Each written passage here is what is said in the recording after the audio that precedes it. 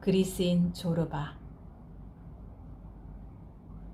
나는 피라에우스에서 조르바를 처음 만났다.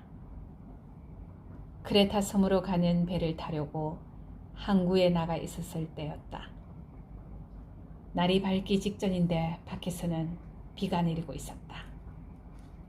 세찬 시로코우 바람이 유리문을 닫았는데도 파도의 포마를 조그만 카페에 가득히 날리고 있었다. 카페 안은 발효시킨 셀비어 술과 사람 냄새로 가득 찼다. 밖이 추워 사람들의 숨결은 김이 되어 유리창에 뽀얗게 서려 있었다. 밤을 거기에서 보낸 뱃사람 대여섯이 갈색 양피 리퍼 자켓 차림으로 앉아 커피나 셀비어 술을 들며 희끄무레한 창 저쪽의 바다를 바라보았다. 사나운 물결에 놀란 물고기들은 아예 바다 깊숙이 몸을 숨기고 수면이 잔잔해질 때를 기다리고 있었다. 카페에 북적거리고 있는 어부들 역시 폭풍이 자고 물고기들이 미끼를 쫓아 수면으로 올라올 때를 기다렸다. 혀가자미, 달강어, 홍어가 밤의 여로에서 돌아오고 있었다. 날은 새기 시작했다. 유리문이 밀리며 건장한 덩치에 군데군데 진흙이 튄 늑수그레한 부두 노동자 하나가 맨발과 맨머리로 돌아섰다. 여, 코스탄티! 하늘색 외투 차림의 늙은 뱃사람 하나가 소리쳤다. 재미가 어떤가? 코스탄티가 침을 뱉었다. 그래, 어떨 것 같나? 그가 대뜸 말을 받았다. 아침 인사는 술집에 나와 하고 저녁 인사는 하숙집에 가서 하지. 내 사는 게 이 모양이야. 일거리가 있어야지. 몇 사람이 웃었고 또 몇 사람은 고개를 가로저으며 불경한 소리를 했다. 산다는 게 징역살이지. 카라기오지스 극장에서 개똥철학 나부랭이를 주워들은 덥석부리가 말했다. 진흙도 종신형이고 말고 빌어먹을. 창백하고 푸르스만 빗줄기가 카페의 지저분한 창문을 뚫고 손이며 콧잔등이며 이마를 비추었다. 빗줄기는 카운트로 뛰어올라 술병을 비추었다. 전등이 무색해지자 밤새 술을 파느라고 잠을 설친 주인이 손을 뻗쳐 스위치를 꺼버렸다. 잠시 경적이 감돌았다. 시선은 일제히 바깥에 아직 희끄무레한 하늘로 향했다. 파도 소리가 들렸다. 카페 안에서는 물파이프 빠는 소리와 한데 어울렸다. 늙은 뱃사람이 한숨을 쉬었다. 레몬이 선장 어떻게 된 것 아닌가? 하는 그 사람을 도와주십시오. 그는 시선을 바다로 돌려 호통을 쳤다. 남의 집구석 망치는 이 바다에게 하느님의 저주가 있을지어다.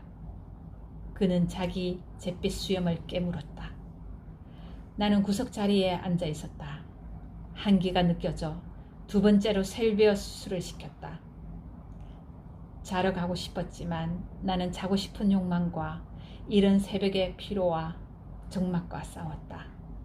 희뿌연 창문 저쪽으로 백고동과 짐수레꾼, 뱃사람들의 고함 소리로 깨어나는 항구를 바라보았다.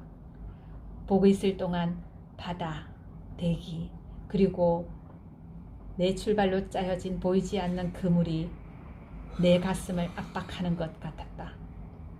내 시선은 큰 배의 검은 뱃머리를 떠나지 않았다.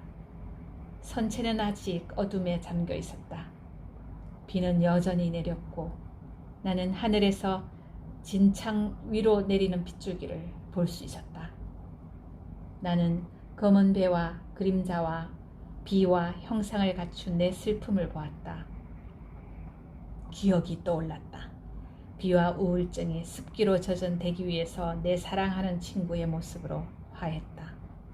작년이던가 전생이던가 어제 바로 이 항구로 내려와 그에게 작별 인사를 했던 것은 나는 그날 아침의 빗줄기와 한기 그리고 새벽의 미명을 떠올렸다.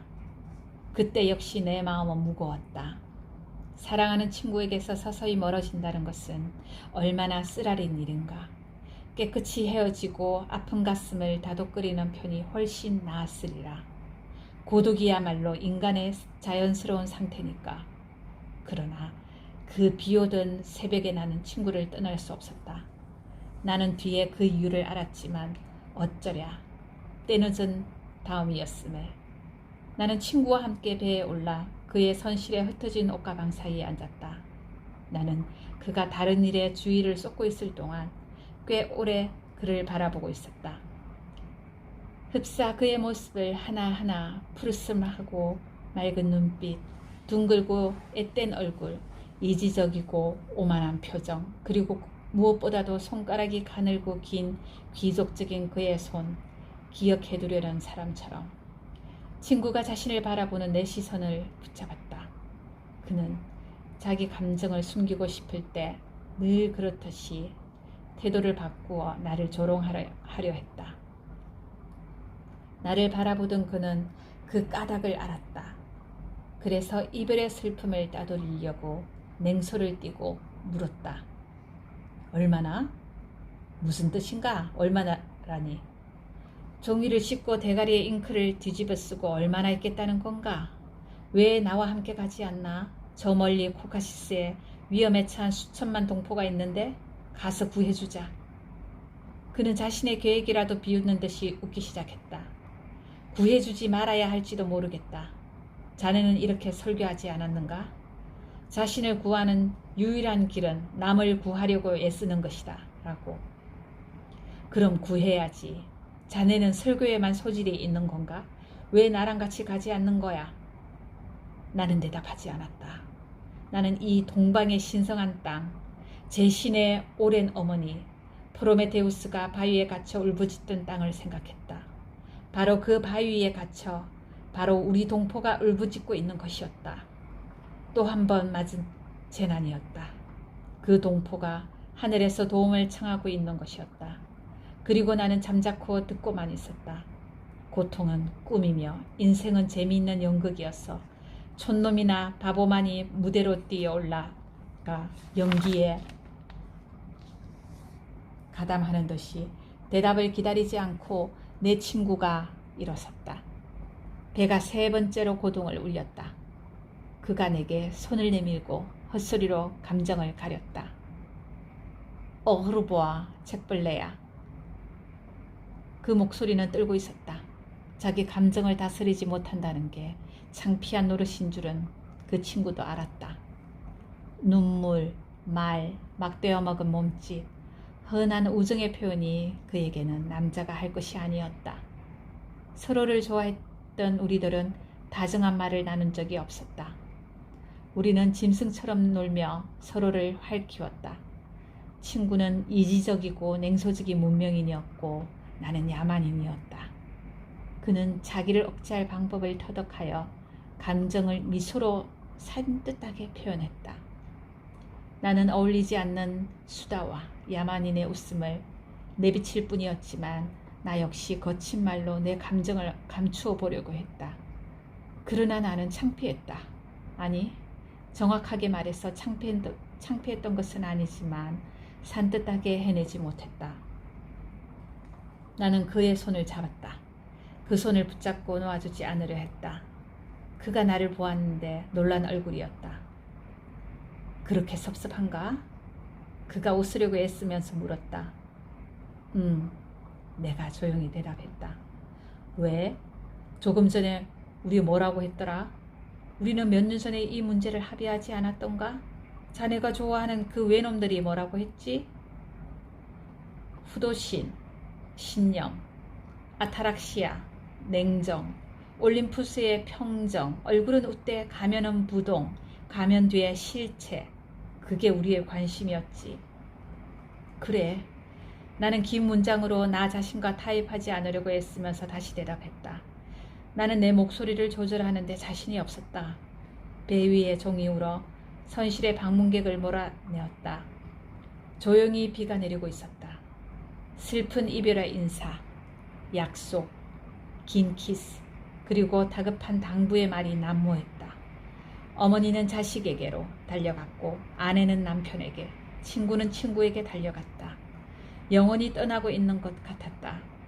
이 작은 이별이 다른 이별, 영원한 이별을 상기시키는 것 같았다.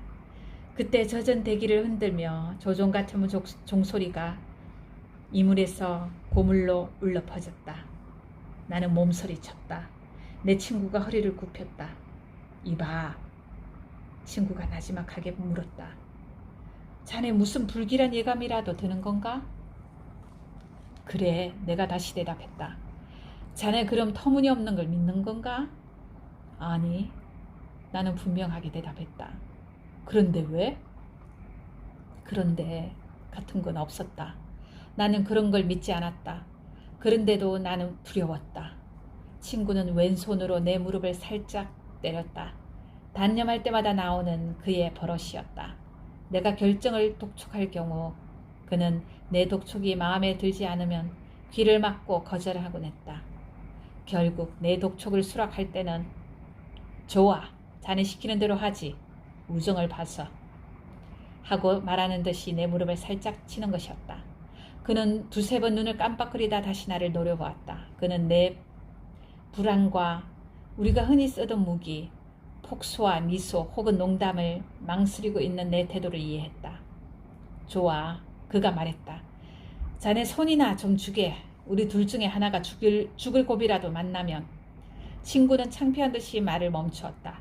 오랫동안 그토록 형이상학적 비약을 농하고 채식주의자, 심령주의자, 접신론자, 심령체를 한데 뭉뚱그려 도매금으로 넘기던 우리들이 좋다니? 내가 그의 말꼬리를 채며 물었다. 놀이쯤으로 생각해버리자는 거야. 친구는 하려던 위험한 말에다 뚜껑을 뒤집어 씌웠다. 우리 둘 중 하나가 죽음의 위기에 몰리거든 상대에게 생각을 집중시켜 어디에 있든지 서로 그 위험을 알게 하자는 뭐 그런 거야. 좋지? 그는 웃으려고 했지만 입술은 여전히 움직여지지 않았다. 흡사 얼어붙은 듯이. 좋아, 내가 대답했다. 자기 감정을 너무 명백하게 노출시켜 버렸나 싶었던지 내 친구는 서둘러 이렇게 막 덧붙였다. 너무 걱정하지 말게. 텔레파시 같은 건 눈꽃만큼도 믿어본 적 없었으니까. 그래, 걱정하지 않으마. 나는 얼머부렸다. 있으면 있는 거고.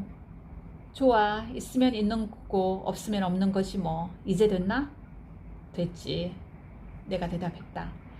이제 우리가 나눈 마지막 대화였다. 이게.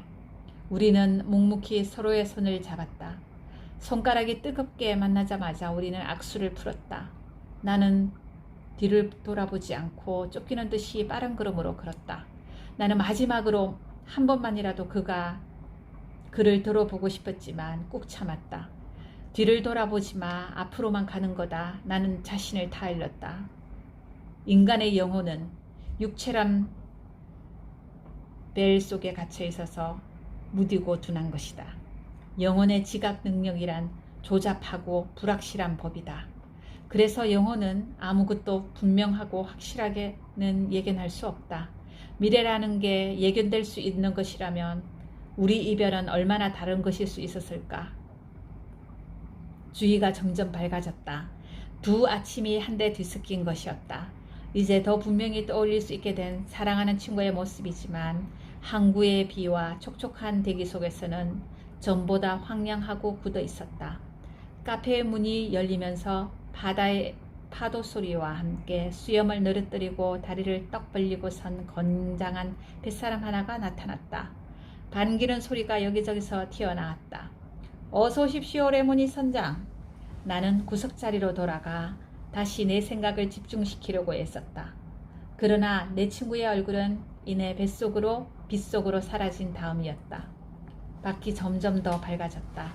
무뚝뚝하고 표정이 근엄한 레모니 선장은 호박 묵주를 꺼내어 알맹이를 세며 기도를 드렸다.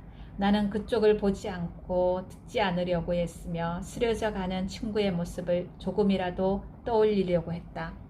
그 친구가 나를 책벌레라고 불렀을 때 불쑥 솟아오르던 그 분노의 순간을 다시 살 수 있다면 나는 그 순간 내가 살아오던 인생이 그야말로 집약되어 버린데 몹시 화를 내지 않았던가. 인생을 그토록 사랑하던 내가 어쩌자고 책 나부랭이와 잉크로 더럽혀진 종이에다 그토록 오랫동안 내박쳐 둘 수 있었단 말인가. 그 이별의 날 내 친구는 내가 나 자신을 적나라하게 볼 수 있게 해주었던 것이었다. 나는 속이 후련했다. 내 병통을 알았으니 이제는 쉬 정복할 수 있게 되었기 때문이었다. 이제 모호한 것도 비물질적 대상도 아니게 된 셈이었다. 이름과 형태를 알게 되었으니 싸우기가 수월해진 셈이었다. 그의 표정이 내 내부에 조용한 혁명을 일으킬 것이었다. 나는 내 원고 나부랭이를 팽개치고 행동하는 인생으로 뛰어들 구실을 찾았다. 나는 이 새로운 인생에 책 부스러기를 동참시키고 싶지 않았다. 한 달쯤 전에 내가 바라던 기회가 왔다. 나는 리비아에 면한 크레타 해안에 폐광이 된 갈탄광 한 자리를 사둔 게 있었는데 나는 책벌레 족속들과는 거리가 먼 노동자, 농부 같은 단순한 사람들과 새 생활을 해보기로 마음먹은 것이었다. 나는 이 여행이 신비로운 의미를 갖는 것이구나 한 듯이 들뜬 마음으로 떠날 차비를 했다. 나는 내 삶의 양식을 바꾸려고 결심했던 것이었다. 나는 자신에게 이렇게 타일렀다. 이제껏 너는 그림자만 보고서도 만족하고 있었지. 자, 이제 내 너를 본질 앞으로 데려갈 테다. 마침내 나는 준비를 끝냈다. 떠나기 전날까지도 나는 원고 나부랭이를 뒤지다 미완성 원고를 발견했다. 나는 그 원고를 집어 읽으며 망설였다. 2년간 내 존재의 심연에서는 하나의 욕망, 하나의 씨앗이 태동해왔다. 나는 내 내부를 파먹으며 익어가고 있는 그 씨앗을 내 장부로 느껴왔다. 씨앗은 자라면서 움직이기 시작 밖으로 나오려고 내 몸의 벽에 발길질을 시작했다. 내게 그것을 파괴할 용기는 더 이상 없었다. 정신적인 시기를 놓친 것이었다. 원고 뭉치를 들고 망설이던 나는 문득 허공 중에서 내 친구의 웃음을 의식했다. 냉소와 사랑이 동시에 느껴지는 웃음이었다. 가져가겠어. 가져가고 말고. 그러니까 웃을 필요는 없어. 급소를 맞은 듯이 나는 화들짝 놀랐다. 나는 아기를 싸듯이 조심스럽게 그 원고를 포장하여 가지고 왔다.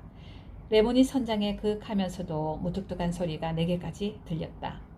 나는 귀를 기울였다. 그는 폭풍이 몰아칠 때 가이크슨의 마스트로 기어올라 도철할 듯하는 바다의 오정 이야기를 하고 있었다. 이야기인즉 이러했다. 부드러우면서도 찰거머리 같지. 수가 많으면 두 손에 불이라도 붙은 듯이 얼얼해요. 어둠 속에서 수염을 쓰다듬으니까 내 수염은 마치 악마 수염처럼 번쩍거립니다. 해수가 내 가이크슨을 덮치고 화물인 석탄을 흠뻑 적셔 놓습니다.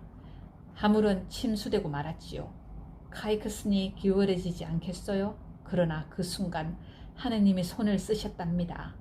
벼락을 보내주신 거지요. 해치가 부서져 나가면서 해수가 석탄을 깡그리 씻어냈지요. 카이크슨이 가벼워지면서 자세를 바로잡고 우리는 살아나게 된 거지요. 다시는 이런 일이 없어야지. 나는 주머니에서 단테 문고판 내 여행의 동반자를 꺼내었다. 그리고는 파이프에 불을 붙이고는 벽을 기대어 편안하게 앉았다. 나는 한순간 망설였다. 어디를 읽는다? 지옥편에 불타오르는 암흑? 윤옥편에 정화하는 불길을 읽어? 아니면 인간의 희망이 최고의 감정 기준이 되는 대목으로 들어가? 나는 마지막을 취했다. 문고판 단테를 손에 들고 나는 자유를 즐겼다. 이렇게 아침 일찍 고르는 단테의 시행이 하루 종일 그 운을 나누어 주리라고 생각하면서 시행을 결정하려고 이 강렬한 시편으로 고개를 숙였지만 그럴 여유가 없었다. 문득 방해를 받고 있는 것 같아 고개를 들었다. 두 개의 눈동자가 내 정수리를 꿰뚫어 오고 있는 것 같았다. 나는 급히 유리문 쪽으로 뒤를 돌아다 보았다. 내 머릿속에서는 내 친구를 다시 만나게 된다는 허망한 희망이 불길로 번뜩였다. 나는 기적을 받아들일 준비가 되어 있었지만 기적은 일어나지 않았다. 키가 크고 몸이 가는 60대 노인 하나가 유리창을 코로 누른 채 찌르는 듯한 시선으로 나를 보고 있었다. 그는 겨드랑이에다가 다소 납작해진 보따리를 하나 꺼내 입고 있었다. 내게 강렬한 인상을 준 것은 냉소적이면서도 불길같이 섬뜩한 그의 강렬한 시선이었다. 어쨌든 내게는 그렇게 보였다. 시선이 만나자 그는 내가 바로 그가 찾던 사람인지 여부를 가늠하는 것 같았다. 낯선 사람은 힘차게 팔을 뻗어 문을 열었다. 그리고는 아주 빠른 걸음으로 테이블 사이를 지나 내 앞에 우뚝 섰다. 여행하시오? 그가 물었다. 어디로? 하느님의 섭리만 믿고 가시오? 크레타로 가는 길입니다. 왜 묻습니까? 날 데려가시겠소? 나는 주의 깊게 그를 뜯어보았다. 움푹 들어간 뺨, 튼튼한 턱, 튀어나온 광대뼈, 잿빛 고스머리에다 눈동자가 밝고 예리했다. 왜요? 함께 무슨 일을 할 수 있었어요? 그가 어깨를 으쓱해 보였다. 왜요? 왜요? 그가 못마땅하던 듯이 소리쳤다. 왜요가 없으면 아무것도 못하는 건가요? 가령 하고 싶어서 한다면 안 됩니까? 자, 날 데려가시오. 요리사라고나 할까요? 당신이 들어보지도 못한 스프, 생각해보지도 못한 스프를 만들 줄 압니다. 나는 웃음을 터뜨렸다. 그의 공갈 비슷한 태도와 격렬한 말투가 우선 마음에 들었다. 스프 이야기가 마음에 든 것도 사실이었다. 나는 멀고 쓸쓸한 해안으로 이 헐렁한 친구를 데려가는 것도 나쁘지는 않겠다고 생각했다. 스프를 얻어먹고 이야기만 들어도 그는 세상을 적잖게 돌아다닌 이를테면 뱃사람 신밧드와 비슷한 유행인 것 같아 마음에 들었다. 무슨 생각을 하십니까? 그가 그 큰 머리통을 내저으며 다정하게 물었다. 당신 역시 저울 한 벌 가지고 다니는 거 아닙니까? 매사를 정밀하게 달아보는 버릇 말이요. 자, 젊은 친구 결정해 버리시오. 눈 꽉 감고 해버리는 거요. 이 꺽다리 영감이 앞에 우뚝 서 있어서 말을 하려던 일일이 고개를 들어야 하는 게 귀찮았다. 나는 단테를 덮었다. 앉읍시다. 그리고는 물었다. 쉘비어 술 한잔 하시겠소? 쉘비어? 그가 가사롭다는 듯이 코방귀를 뀌었다. 이봐 웨이터, 여기 럼주 한 잔. 그는 럼을 조금씩 홀짝거렸다.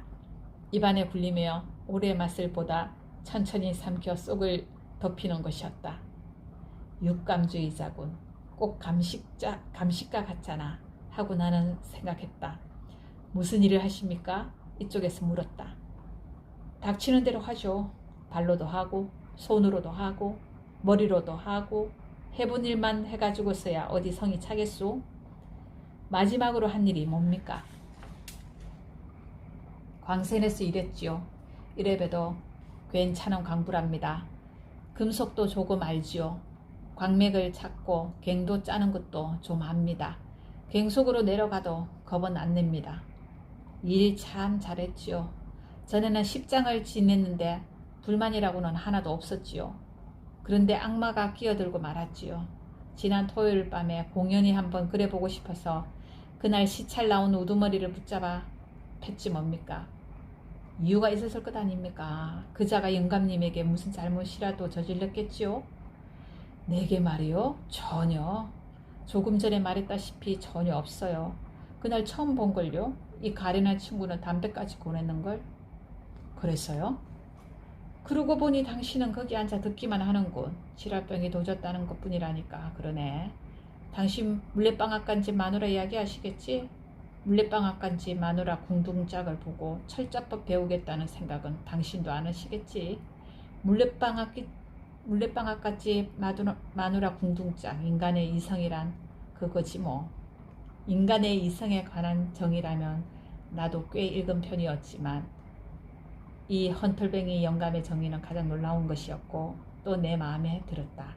나는 흥미를 가지고 이 새로 사귄 길동무를 바라보았다. 그의 얼굴은 주름투성이인데다 벌레 먹은 나무처럼 풍성에 찌들어 있었다.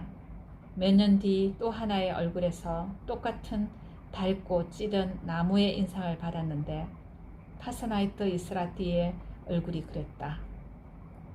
그 보따리 속엔 무엇이 들어있습니까? 먹을 것인가요? 옷인가요? 아니면 연자? 길동무는 어깨를 어스크리며 웃음을 터뜨렸다.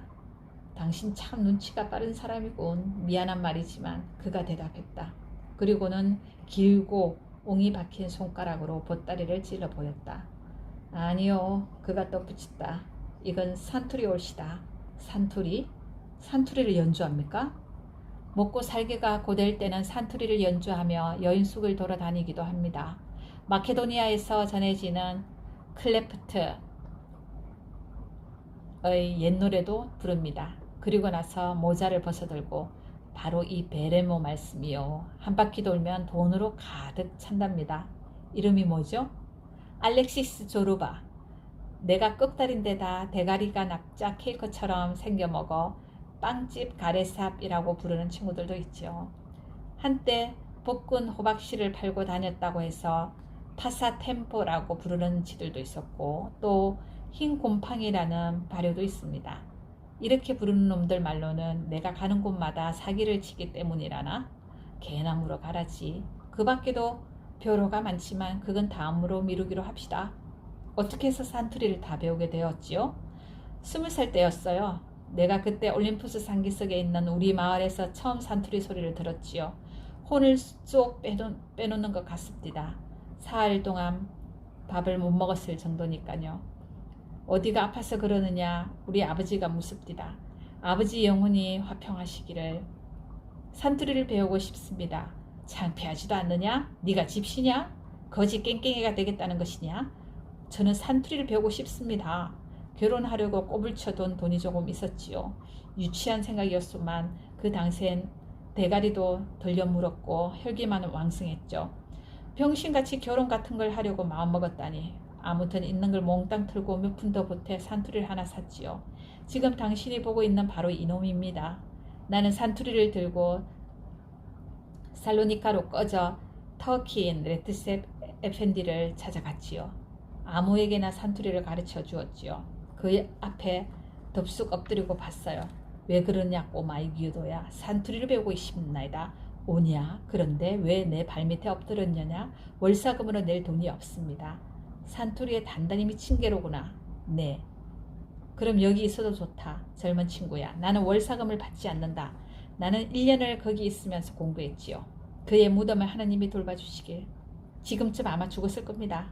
하나님이 개도 천당에다 들여놓으신다면 레트셉 에펜티에게